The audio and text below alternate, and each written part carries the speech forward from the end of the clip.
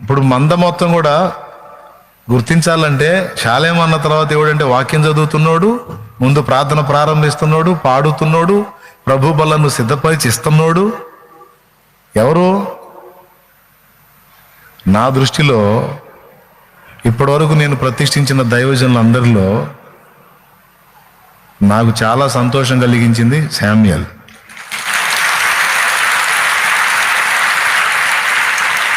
ముఖస్థుతి కోసం చెప్పట్లా, యథార్థంగా చెప్తున్నా.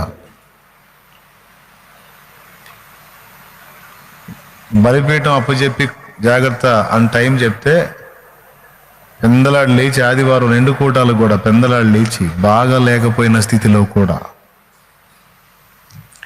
శరీర రుగ్మతలు ఒకటి పోతే ఒకటి వెంటాడుతా ఇబ్బంది పెడుతున్నా ఆ స్థితిలో ఉండి కూడా వచ్చి దేవుని బలిపీఠం దగ్గర కాచుకొని, బాయ్ నీకు అప్పగించిన పని నిర్లక్ష్యం చేసేవేంది అనిపించుకోకుండా నేను తృప్తిగా సాక్ష్యం ఇచ్చే బతుకుతుంది ఇతను.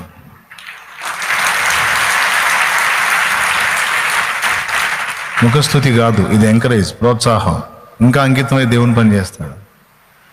మిగిలిన వాళ్ళు ఇక సెకండ్లోకి వస్తారు.